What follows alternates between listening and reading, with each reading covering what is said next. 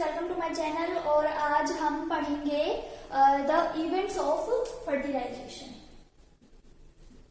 इससे पहले हमने male and female reproductive system किया है, उसके बाद oogenesis और स्पर्मेटोजेनेसिस की प्रोसेस की है और structure of ovum and sperm की है।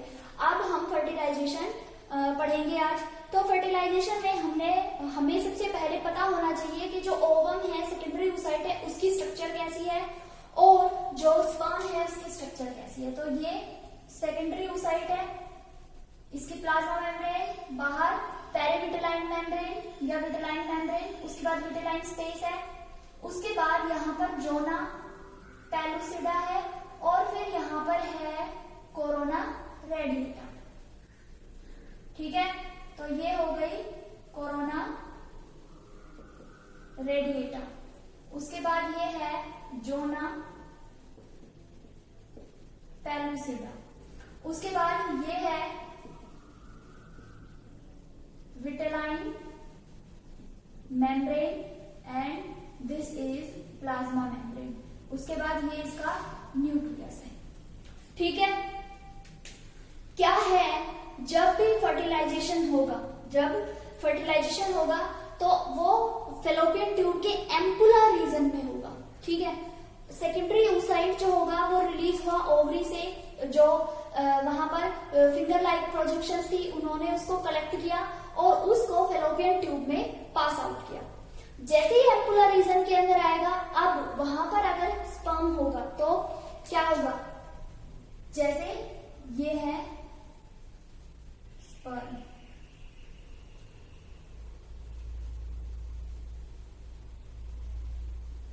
ठीक है, यहां पर इसके होता है एक्रोसोम। ठीक है, उससे पहले मैं एक बात बताती हूँ कि जो सीमेन होता है उसके अंदर लगभग 250 से 300 बिलियन स्पर्म होते हैं। ठीक है, जब एक बार मतलब इजैकुलेशन होगा तो लगभग इतने बिलियन स्पर्म्स जो होंगे वो फीमेल रिप्रोडक्टिव सिस्टम के अंदर एंटर करेंगे। इनमें से कुछ जो ल्यूकोसाइट्स होंगी, वहां पर जो यूट्रस का एपिथेलियम होता है वहां पर ल्यूकोसाइट्स होते हैं, WBCs होती हैं, वो मोस्टली को एनगल्फ कर जाएगी, खत्म कर देंगे।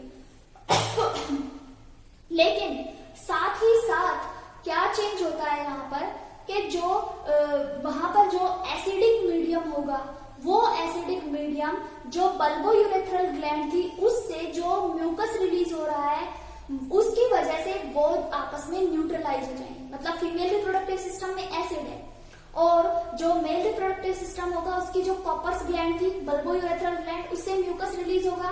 तो जो फीमेल रिप्रोडक्टिव सिस्टम में जाकर उस सारे सिस्टम को क्या करेगा, वहां पर न्यूट्रलाइज कर देगा। तो वहां पर न्यूट्रलाइजेशन प्रोसेस होने से पहले अगर स्पर्म्स आ गए हैं तो वो खत्म हो जाएंगे। अदरवाइज जो अब जो एनवायरनमेंट वो न्यूट्रलाइज हो चुका है तो वहां पर ये सरवाइव करेंगे और ये मूवमेंट करना स्टार्ट करेंगे लगभग किस स्पीड से, 1.5 to 3 मिलीमीटर पर मिनट। इस स्पीड से ये मूव करेंगे और फेलोपियन ट्यूब के पास जाएंगे। फेलोपियन ट्यूब के जो एम्पुला रीजन है वहां पर सेकेंडरी oocyte है, सेकेंडरी oocyte है, मतलब इसमें सेकेंड मियोसिस अभी नहीं हुई है। तो क्या होगा, जो स्पर्म होगा, स्पर्म का जो एक्रोसोम होगा, इस एक्रोसोम के अंदर कुछ केमिकल्स होते हैं। इन केमिकल्स में मेनली हाई एल्यूरोनाइडेजेस होते हैं। सेकंड, अब क्या है, जोना पेलुसिडा और कोरोना रेडिएटा को पेनिट्रेट करना है तो जोना लाइसिन नाम का एंजाइम होगा और कोरोना पेनिट्रेटिंग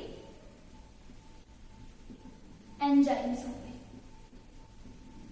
ठीक है, हमें स्ट्रक्चर पता है कि सबसे बाहर कोरोना रेडिएटा होती है, तो अगर कोरोना पेनिट्रेटिंग एंजाइम होगा तभी तो वो कोरोना रेडिएटा को पास कर पाएगा।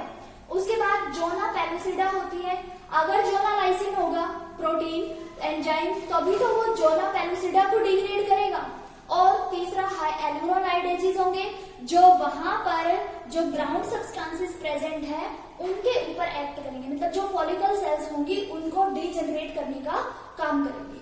ठीक है, क्या होगा, जैसे ही ये अटैच होगा यहाँ पर, सबसे पहले इसके ऊपर जैसे ही ये फीमेल रिप्रोडक्टिव सिस्टम में एंटर करेगा तो इसके ऊपर बहुत सारे केमिकल्स स्टिक कर जाते हैं, चिपक जाते हैं, जो इसको इनएक्टिव बनाते हैं।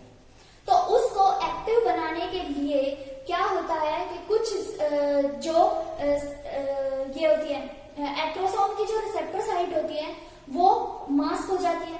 तो जैसे ये फीमेल रिप्रोडक्टिव सिस्टम में आएगा तो जो वहां पर जो केमिकल्स प्रेजेंट होंगे वो इस एरिया को क्लीन करेंगे और इस प्रोसेस को बोलते हैं कैपेसिटेशन।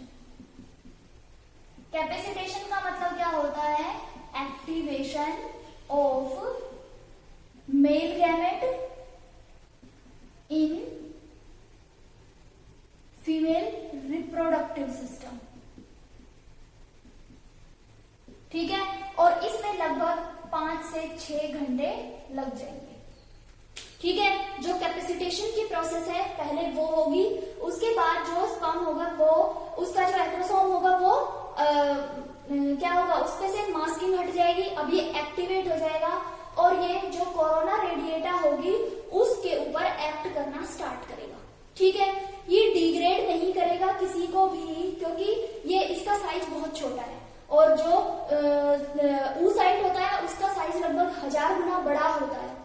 तो ये इन सब चीजों को डिग्रेड नहीं कर पाएगा, हाँ इनके अंदर पेनिट्रेट कर जाएगा।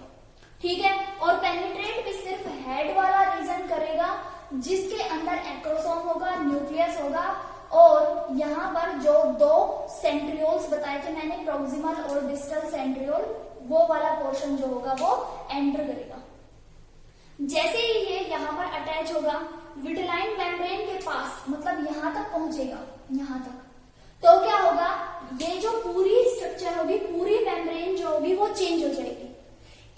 अब क्या होगा, ये किसी और स्पर्म के साथ बाइंड नहीं करेगी और इस प्रोसेस को बोलते हैं, ये जो प्रोसेस होगी ये बहुत जरूरी होती है टू प्रिवेंट पॉलीस्पर्मी। कभी भी पॉलीस्पर्मी नहीं हो सकती, क्योंकि जैसे ही स्पर्म जो होगा वो एंटर करेगा ये पूरी मेम्ब्रेन को चेंज कर देगा। ठीक है, अब क्या होगा, ये एंटर करेगा, पेनिट्रेट करेगा अंदर, तो क्या होगा, इसका जो इतना वाला पोर्शन होगा, ये वाला पोर्शन, सिर्फ हेड वाला रीजन जो होगा वो एंटर करेगा और जो न्यूक्लियस होगा वो यहाँ चला जाएगा। ये न्यूक्लियस आ गया। अब जैसे ही ये न्यूक्लियस यहाँ आएगा, ये कुछ टाइम के लिए 2 न्यूक्लियस वाली सेल बन जाएगी। अभी इसको अपना मियोसिस कंप्लीट करना है। जब ये मियोसिस कंप्लीट कर लेगी उसके बाद जो इसका न्यूक्लियस होगा, अब क्या होगा, उन दोनों का फर्टिलाइजेशन होगा। ये दोनों जो न्यूक्लियस होंगे वो कंबाइन करेंगे और क्या होगा, कैरियोगेमी हो जाएगी। क्योंकि वहां पर जो कैरियोगेमी या एम्फीमिक्सिस इस प्रोसेस को बोलते हैं, क्योंकि यहाँ पर सिर्फ न्यूक्लियस है, एक का न्यूक्लियस है, एक जो है मतलब जो लार्जर गैमेट है, जो ओवम है उसका साइटोप्लाज्म भी है और न्यूक्लियस भी है, जबकि जो मेल गैमेट है उसका सिर्फ न्यूक्लियस है। तो जितने भी सेल ऑर्गेनेलिज होंगे, जैसे माइटोकॉन्ड्रिया है या और भी दूसरे जो भी सेल ऑर्गेनेलिज है, गोल्गी बॉडीज है, वो सब फीमेल प्रोवाइड करेगी। जो मेल होगा वो सिर्फ न्यूक्लियस प्रोवाइड करेगा। तो अब ये दोनों जो प्रोन्यूक्लियस होंगे वो फ्यूज कर जाएंगे और ये जाइगोट की फॉर्मेशन कर लेगा। लेकिन ये कहां पर है, अभी एम्पुला रीजन के अंदर है। ठीक है, एम्पुला के अंदर जाइगोट बन जाएगा। हाफ नंबर ऑफ क्रोमोसोम्स यहां से आए हैं, हाफ यहां से, तो कंप्लीट सेट ऑफ क्रोमोसोम बन जाएगा। ठीक है, अब हम एक प्रोसेस और पढ़ते हैं, सेक्स डिटर्मिनेशन, उसके बाद एम्ब्रायोजेनेसिस की प्रोसेस पढ़ेंगे। तो हमारे अंदर कितने क्रोमोसोम्स होते हैं, 23 पेयर, जिनमें से 22 जो होते हैं वो ऑटोसोम्स होते हैं, जबकि फीमेल्स के अंदर 2X क्रोमोसोम्स जो होंगे वो सेक्स क्रोमोसोम का काम करेंगे, जबकि मेल्स के अंदर एक X और एक Y क्रोमोसोम प्रेजेंट होता है। ठीक है, यहां पर ये हमने फीमेल के जीनोम का उनको लिखा है और यहाँ पर ये मेल का जीनोम है। तो यहाँ से जो गैमेट्स बनेंगे वो 22 प्लस एक्स, चाहे कितने भी गैमेट्स बनाओ सब एक ही होंगे क्योंकि ये होमोगैमेटिक है, एक ही टाइप के गैमेट्स प्रोड्यूस कर रही है। जबकि मेल जो होंगे वो हेट्रोगैमेटिक होंगे, हेट्रो मीन्स डिफरेंट, तो हेट्रोगैमेटिक जब वो होंगे तो वो दो टाइप के गैमेट्स प्रोड्यूस करेंगे, 22 प्लस एक्स और 22 प्लस वाई। ठीक है, जब फर्टिलाइजेशन होगा, यहां पर फर्टिलाइजेशन का इवेंट होगा तो फीमेल के पास तो एक ही है। अगर ये 22, 22, 44, यहां पर मैं 44 लिखती हूँ क्योंकि ये हम अलग अलग लिख रहे हैं। अगर पेयर में लिखते हैं तो 22 लिखेंगे, अदरवाइज हम इसको 44 लिखेंगे। तो 44 प्लस एक्स और एक्स। जबकि अगर ये है तो क्या बनेगा, 44 प्लस एक्स वाई। अगर एक्स एक्स है, होमोगैमेटिक है, तो ये फिर से फीमेल बन जाएगी, और अगर ये एक्स वाई है हेट्रोगैमेटिक तो ये मेल प्रोड्यूस होगा। ठीक है, तो अगर कभी भी पूछा जाए किसी में भी, बर्ड्स में, मैमल्स में या इंसेक्ट्स में, किसी में भी जो सेक्स डिटर्मिनेशन होता है वो हेट्रोगैमेटिक इंडिविजुअल के ऊपर डिपेंड करेगा। जो होमोगैमेटिक है वो तो एक ही टाइप के गैमेट्स बना रहा है, वहां पर कोई इशू नहीं है। लेकिन जो हेट्रोगैमेटिक इंडिविजुअल होगा वो दो टाइप के गैमेट बनाएगा, तो टोटली उसी के ऊपर डिपेंड करेगा कि जो नेक्स्ट प्रोजेनी होगी उसके अंदर जो सिबलिंग्स हैं, जो संतान हैं, उनके जो सेक्स होंगे वो क्या होंगे। ठीक है, तो this is all about the sex determination in human beings. इसके बाद हम नेक्स्ट वीडियो में मिलेंगे विद एम्ब्रायोनिक डेवलपमेंट। तब तक आप अच्छे से जो फर्टिलाइजेशन के इवेंट्स हैं उनको पढ़िए, आपकी एनसीईआरटी में बहुत अच्छे से एक्सप्लेन किया हुआ है।